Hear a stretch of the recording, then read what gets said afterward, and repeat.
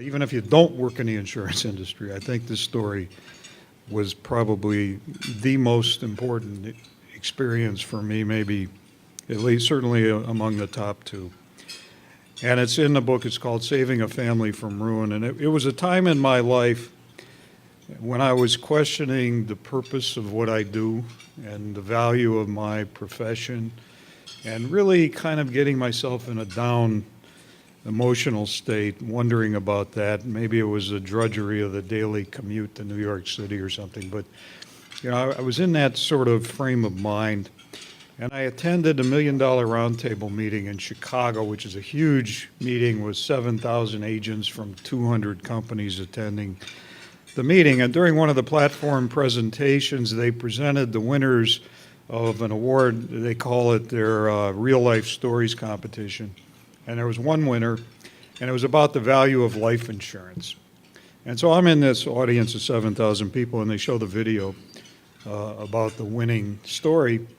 And they interview a widow who's probably in her mid-30s, 2 young kids, very emotional. The kids and the wife are talking about their dad and her husband. And what happened is he had bought an insurance policy on a Friday, and then 2 days later, on Sunday, was killed tragically in an automobile accident. And the woman went on to say how the life insurance allowed her to pay for her mortgage and provide for her kids' education, the real value of life insurance. And there wasn't a dry eye in the audience, obviously. It was very emotional. But the tears were running down my cheeks for a somewhat different reason. You see, I was the only one in this audience of 7,000 people that knew the rest of the story. And let me tell you the rest of the story. As I was watching this, it was starting to sound familiar to me. And it sounded like a New York Life case that I had known about. And that was confirmed when at the end of the video they interviewed the New York Life agent. So indeed, this was the case I was thinking of. And that case came across my desk months before, and I rarely had to look at claims files, but it came to my desk with a big, thick claim file, and it had a letter attached to it from the legal department. And the legal department was recommending that I deny the claim.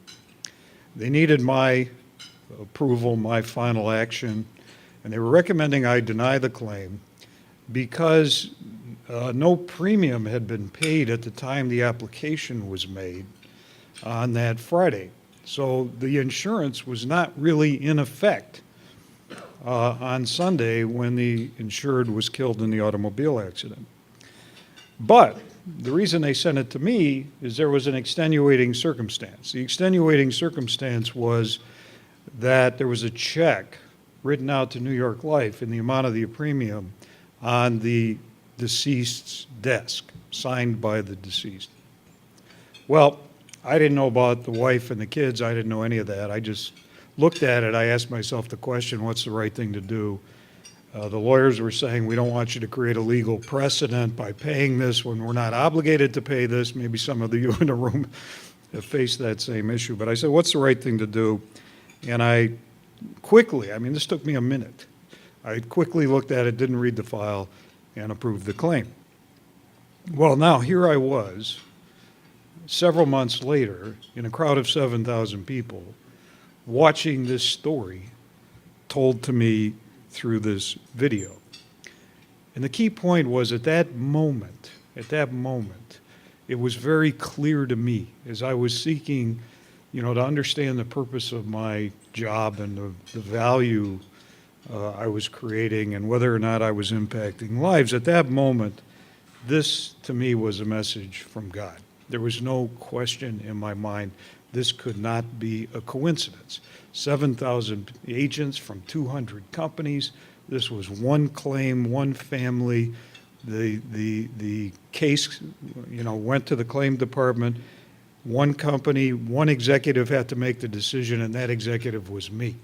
And I'm sitting here, sitting there watching this retold before my eyes. So that was incredibly moving. But It goes beyond that, because then I I realized that I never really had focused much on the claims. And imagine that, a life insurance company, a top executive at a life insurance company not paying much attention to claims. I think part of the reason is claims, you're uncomfortable with claims because they hit your bottom line. It's a loss to the company. So, you don't focus a lot on it. So I went back to the office and I decided to do some research. And I looked at this and I quickly discovered, a little bit embarrassed that I hadn't known it before, but I quickly discovered that this was not a once a month event. This was not once a week, once a day, once an hour. At that time, New York Life was paying 300 death claims every day. I mean, this was what our business was all about, was paying death claims, and we did 300 a day to the tune of $3 billion a year. How could I not know that, So that was another real revelation, God being revealed to me. And then I took that experience and shared it, some people in the room can attest to it, with thousands of New York Life agents and employees. So it allowed me to reassure them about the value of what they did for a living, and it also gave me a chance to express my faith. So that story, when I've told it to some people, say, oh, you made the right decision, and this story's not about the decision. Everybody in this room would have made the same decision I made, And when I tell this story to agents, I say to them, Fred Sievert's not the hero of this story. The agent's the hero of this story, because the agent, made the sale probably in the face of significant objections. But the story really is about God speaking to me at a time when I needed it the most, about the value of what I did for a living. And certainly there have been many times in your life when you struggled, with tough decisions or struggled questioning your own purpose in life. We all clearly face those moments. So, if you pray about that, and if you're like me, you don't audibly hear answers to prayers. I never have. Some people claim they do, but I don't hear God speak to me.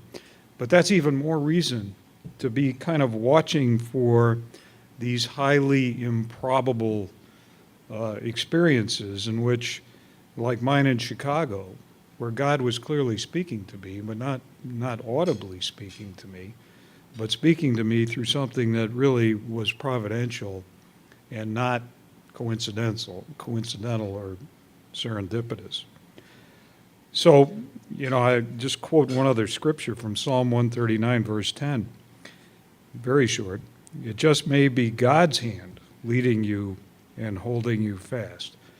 So the third question here on your page relates to any similar kind of faith-stirring experiences you have had. And if you go back to your own experiences and back to what I said at the beginning of my remarks earlier, if you have the courage to share those things, you can have a tremendous impact on other people's lives. And again, that's what my book is about, and I hope you'll read the book, because there's a lot more stories like this.